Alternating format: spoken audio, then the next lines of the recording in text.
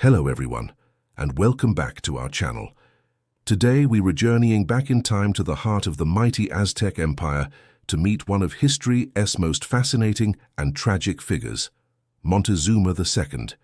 Was he a god-king betrayed by fate, a weak leader who crumbled under pressure, or something far more complex? Let's find out. To truly understand Montezuma, we first need to understand the world he was born into. The Aztec Empire, in the late 15th century, was a dazzling, sophisticated civilization. Its capital, Tenochtitlan, was an architectural marvel, a massive city built on an island in the middle of a lake, crisscrossed by canals and connected by causeways. It was a bustling metropolis, larger than any European city of its time, filled with pyramids, palaces, and vibrant marketplaces. The Aztecs were brilliant engineers, astronomers, and artists. But their society was also built on a rigid hierarchy and a deeply ingrained religious belief system that demanded constant tribute and, most famously, human sacrifice to appease the gods and keep the cosmos in balance. Montezuma, born around 1466, was not originally destined for the throne. He was a nobleman, but through his exceptional skill as a general and his deep piety as a high priest, he distinguished himself. He was a man of contrasts, a fierce warrior who expanded the empire's borders, and a devout scholar who spent hours in contemplation. When his uncle, the previous emperor, passed away in 1502, Montezuma was chosen to become the new tlatoani, or great speaker. He inherited an empire at its absolute zenith, stretching from the Pacific to the Gulf of Mexico, ruling over millions of people. As emperor, Montezuma lived a life of unimaginable luxury. He resided in a sprawling palace with hundreds of rooms, surrounded by lush gardens, a private zoo, and an aviary filled with exotic birds. He was attended by thousands of servants and nobles. No one was allowed to look him directly in the eye, and people would lay cloaks on the ground so his feet would never touch the bare earth. He was seen as more than a man. He was the living embodiment of the gods on earth, the steward of his people, and their link to the divine. He was powerful, revered, and in complete control, or so it seemed. Beneath the surface of this golden age, tensions were simmering. The empire's constant demand for tribute and sacrificial victims had made the Aztecs deeply unpopular with many of the conquered city-states that surrounded them. These subjugated peoples were resentful and waiting for any opportunity to challenge Aztec dominance. Meanwhile, a series of strange and terrifying omens began to plague the empire. A fiery comet streaked across the night sky. The temple of Huitzilopochtli, the god of war, mysteriously burst into flames. The waters of Lake Texcoco boiled and flooded parts of the capital. These were not random events to the Aztecs. They were chilling messages from the gods, prophecies of impending doom. Montezuma, a deeply religious man, was profoundly troubled by these signs. He consulted his best soothsayers, but none could offer a comforting explanation. An air of anxiety settled over the empire. The world felt like it was holding its breath, waiting for something to happen. Then, in 1519, that something arrived. Messengers brought startling news from the coast. Strange men had landed. They had pale skin, hair like the sun, and beards. They rode on giant deer and commanded thundersticks that spat fire and smoke. For Montezuma, this was a moment of profound crisis. An ancient prophecy foretold the return of the feathered serpent god, Quetzalcoatl, from the east in that very year. Quetzalcoatl was often depicted as a light-skinned, bearded deity. Could these newcomers be gods? Was this the fulfillment of the prophecy? Montezuma's reaction was one of caution and uncertainty. He didn't immediately attack. Instead, he sent emissaries to greet the strangers, led by Hernán Cortés. He showered them with incredible gifts of gold, turquoise, and intricate featherwork. Perhaps he was testing them. If they were gods, they would accept the divine offerings. If they were men, perhaps the display of wealth would satisfy them, and they would leave.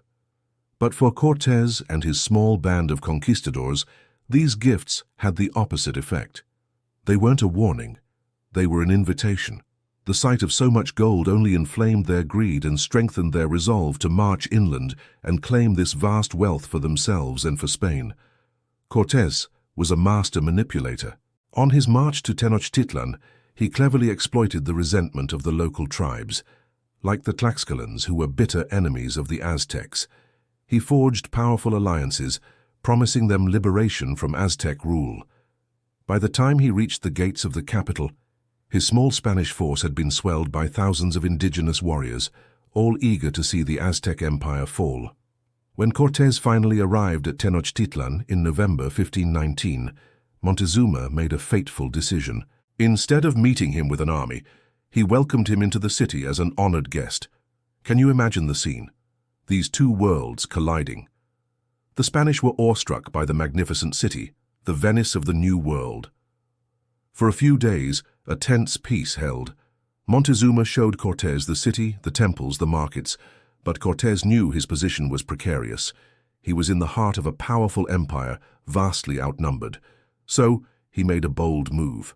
On a pretext, he seized Montezuma and placed him under house arrest within his own palace, turning the emperor into a hostage and a puppet ruler. This is where the story becomes truly tragic. For months, Montezuma ruled his empire under Spanish direction. He ordered his people to provide the Spanish with food and gold, hoping to placate them and avoid bloodshed.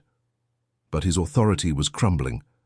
His own people began to see him as a coward and a traitor, a mouthpiece for their hated invaders.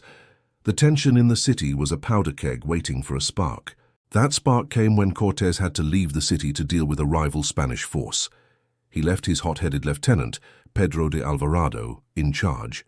During a major religious festival, Alvarado, fearing an uprising, ordered a massacre of thousands of unarmed Aztec nobles and priests in the Great Temple. When Cortés returned, he found the city in open revolt. The Aztecs had a new, more aggressive leader and were fiercely attacking the Spanish quarters. In a desperate attempt to quell the rebellion, the Spanish forced Montezuma to go out onto a balcony and speak to his people to calm them down. But his people were no longer listening. They had lost all respect for their captive emperor. Instead of obedience, Montezuma was met with a volley of stones and arrows from the furious crowd. Accounts differ on what happened next. Some Spanish sources say he was struck by a stone and died from his injuries a few days later. Aztec accounts, however, claim that the Spanish, realizing he was no longer of any use to them, murdered him in captivity. We may never know the exact truth. The death of Montezuma marked the beginning of the end. The Spanish were driven from the city in a bloody retreat known as La Noche Triste, the Night of Sorrows, losing half their men and all their treasure. But they would return. Aided by their native allies and a devastating smallpox epidemic that wiped out a huge portion of the Aztec population, Cortés laid siege to Tenochtitlan. After months of brutal fighting, the glorious city fell in August 1521. The Aztec Empire was no more. So, how should we remember Montezuma? Was he a weak and indecisive leader paralyzed by superstition? Or was he a pragmatic ruler caught in an impossible situation, trying to save his people from a technologically superior and utterly ruthless enemy he couldn't comprehend? The truth is likely somewhere in between. He was a man of his time and his beliefs, a leader whose entire worldview was shattered by an encounter he was unprepared for. His story is a poignant reminder of the fragility of even the mightiest empires and the devastating human cost of conquest and cultural collision. Thank you so much for joining me on this journey into the heart of the Aztec Empire. What do you think of Montezuma? Let me know your thoughts in the comments below, and if you enjoyed this video, please give it a thumbs up, subscribe to the channel, and hit that notification bell so you don't miss our next historical adventure. See you next time.